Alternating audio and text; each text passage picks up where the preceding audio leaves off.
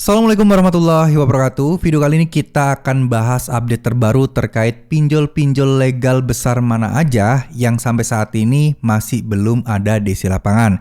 Jadi buat teman-teman yang galbay di salah satu pinjol ini, mungkin bisa sedikit lega dan nggak perlu kepikiran terkait masalah DC lapangan yang datang menagih ke rumah kalian. Oke, langsung aja yuk kita akan bahas teman-teman.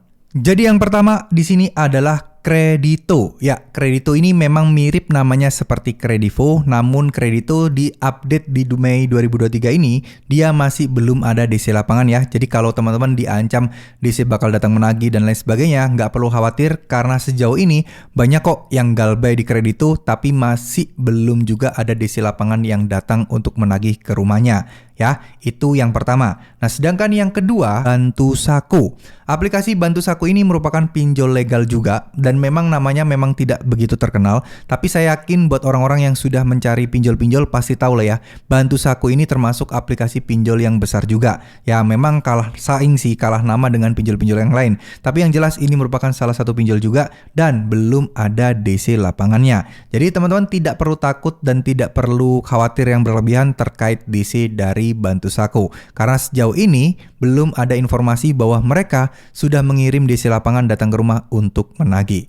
Selanjutnya yang ketiga adalah Uku. Ya, Uku ini saya yakin pasti teman-teman sudah tahu ya pinjolnya seperti apa, kebesar pinjol ini seperti bagaimana, sudah terkenal banget, sering banget kita temuin iklannya juga. Namun ternyata Uku ini masih belum ada DC lapangan. Jadi buat teman-teman yang galbay di Uku, telat bayar di Uku, gak perlu khawatir yang berlebihan terkait masalah DC pinjol atau DC lapangan dari Uku. Oke?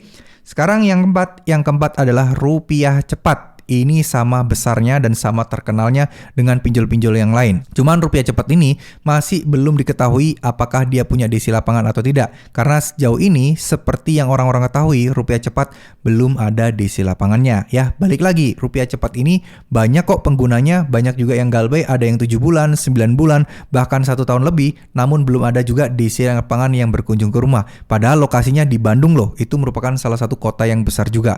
Kalau di kota-kota besar belum ada DC yang datang, artinya berarti memang DC-nya terbatas atau tidak ada DC sama sekali. Ya, itu tentu saja harus kita jadikan sebagai acuan dan tolak ukur ya. Terus kemudian selanjutnya di sini ada Watas. Ya, Watas pasti kalian juga tahu ya, Watas itu seperti apa.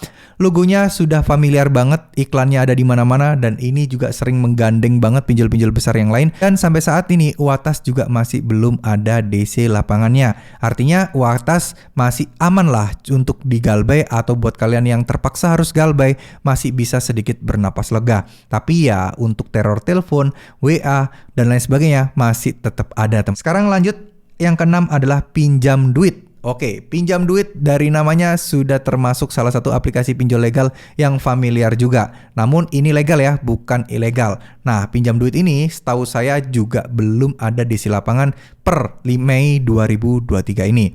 Nah, untuk kedepannya bagaimana? Apakah akan ada DC lapangan atau tidak? Tidak akan ada yang tahu. Jadi pastikan kalian terus up to date aja informasi terkini terkait pinjol-pinjol seperti ini. Nah, sekarang yang terakhir adalah Ada Kami. Oke, Ada Kami ini kenapa saya tempatkan di paling akhir? Karena Ada Kami ini ada rumor bahwa mereka sudah mulai ada DC lapangannya. Tapi rumor ini buktinya masih belum begitu kuat. Masih banyak yang galbay sampai berbulan-bulan, yang belum bayar pun belum ada didatengin DC lapangan. Tapi ada beberapa segelintir orang yang sudah didatengin.